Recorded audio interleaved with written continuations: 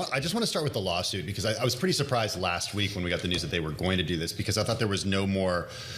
It wasn't legally allowed by the FDA to compound, for companies to compound medicine anymore for, well, not any medicine, but GLP-1s, because there's no longer a shortage. Wasn't that the loophole that these companies were using? Exactly. So it was a big, kind of a risky bet that Hims was taking, that the FDA just wouldn't do anything about it. But that is sort of what we've seen happen the last couple of years since the shortage ended.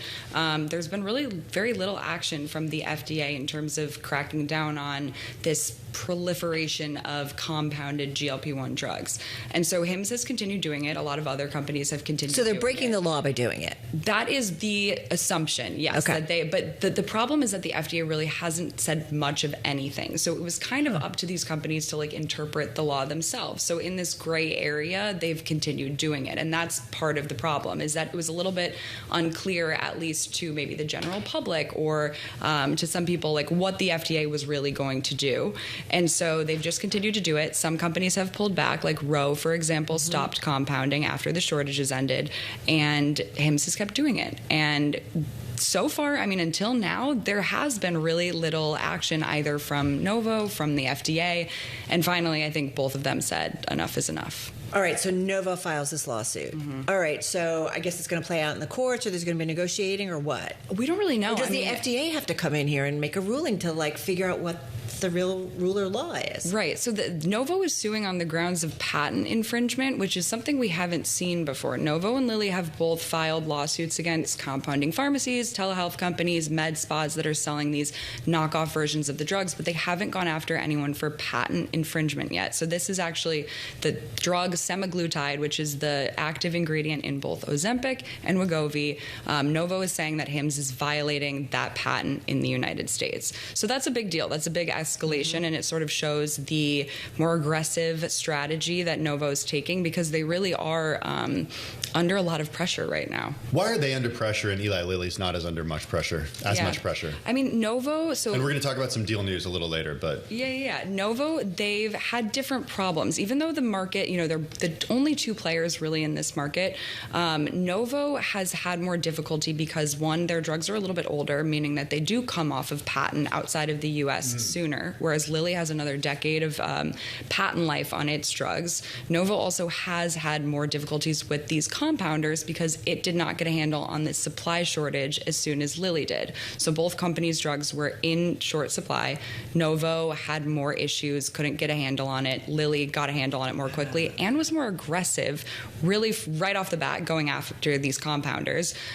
Whereas Novo sort of, they're Danish, they're a little bit less aggressive, I think, than an American pharmaceutical company, but they've had to change that recently. And then in terms of next generation drugs, their pipeline is not quite as exciting as Lilly's, and so that doesn't set them up for the future quite as well either. I am shocked that we're already talking about maybe a move towards generics or their patents coming off. When did they start? I feel like it was just a few years ago. Right. That's the thing. So Novo's drug Ozempic was approved, I think, in 2017, launched in 2018. Oh, okay. And so that's the same drug technically as Wegovy. Wegovy's just a higher dose version of that. So that was the thing. It didn't really come onto the scene. People didn't start talking about it until a couple of years ago, but really the drug's been around for a while, and so the clock has been ticking in that time.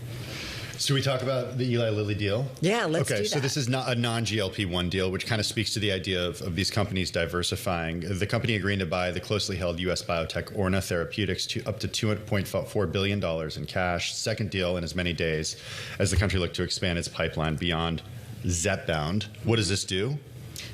This drug, was that bound or this deal? This deal. It kind of speaks to this idea of going beyond. Yes. Of going beyond this industry. Because I kind of thought they were going to be living off this. So did I. For a long time. But I guess that's why we're not running a drug company. That's exactly why we're not. That's why we're here. I had the same reaction as you did. I thought, okay, they got it. They're going to tweak it. Yeah. They're going to make a pill. They're going to just kind of keep going. Well, Lilly has learned the hard way that resting on your laurels, which is sort of the problem that Novo is facing right now, doesn't work. Drug companies should always be looking toward the next big thing because patents expire, and that's the problem with the drug industry is you always have to be thinking about the next thing. Lilly is the one that brought Prozac to the market back in the 1990s. That was a massive drug, and for a while Lilly was in a similar position where it was riding high on the Prozac fortune, and then after that they really were so ultra focused on like, we're going to be a company that develops neuropsychiatric drugs and for psychiatric conditions, whatever, this is what we're going to do. And then they didn't have a second act to follow it up. And so I've talked to the executives at Lilly who have said they're really being purposeful about, we have to be thinking outside of just obesity. They're looking at immunology, cancer, genetic medicines. A third of their portfolio is gene therapies now. So they're still extremely focused on obesity, and they're testing drugs for basically like everything in the obesity landscape, from 5% weight loss to 30% weight loss. They want to have something for everyone, but they're also looking outside of obesity, and that's a really important part of their strategy. Can I ask you something, going back to, because Novo's going to come off patent sooner. So should we assume that, so then there'll be all these copycats, that folks that maybe were taking Zepbound or something, like we've talked with you that they're not all the same, that they're just going to run to, the generics because they'll be cheaper, or they're not going to be able to medically because things are different. Not every drug is the same. They hypothetically would be able to. In consulting with their doctor, if their doctor's like, generic semaglutide is fine for you, sure, that's great. If that's the most affordable option, that's what your insurance covers. But we also have this other side of this industry where there's a huge cash pay component, and the drug makers, Novo and Lilly, have both worked with the Trump administration to bring down prices for patients in Medicare and also cash pay prices. And I think it's something like a third of patients in this market in general right now, in the US at least, are cash pay patients. So they're not going through insurance, and they're paying these lower discounted prices that the drug makers offer through direct-to-consumer websites.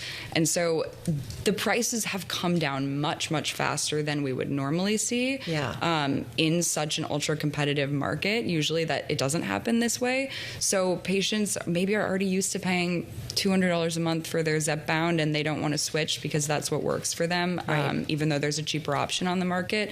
It's sort of a question mark as to what happens next. So we're talking about this in the context of the way that Americans are looking for ways to lose weight.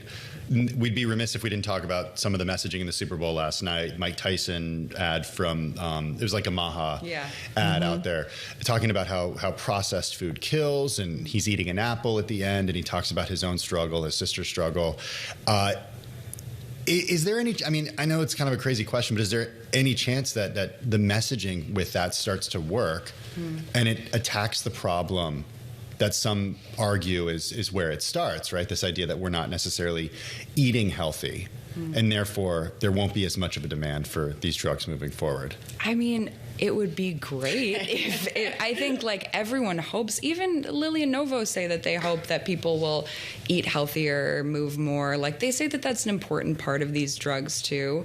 But I think it's hard because obesity is a disease, and that's the message that these drug makers are also putting out, is that like this is a thing that for some people eating healthy doesn't fix. And even if you eat healthy, exercise, whatever, for some people that just doesn't, they have a certain genetic makeup, or it's whatever, like they can't lose weight, or it's really, really difficult for them to lose weight. So I think it's like not an either or situation. Both things should be happening, and hopefully both things will help bring down the obesity rates in this country. But I wanted to ask you, because I feel like when we started talking with you that we, were like, this is the drug that's going to solve everything.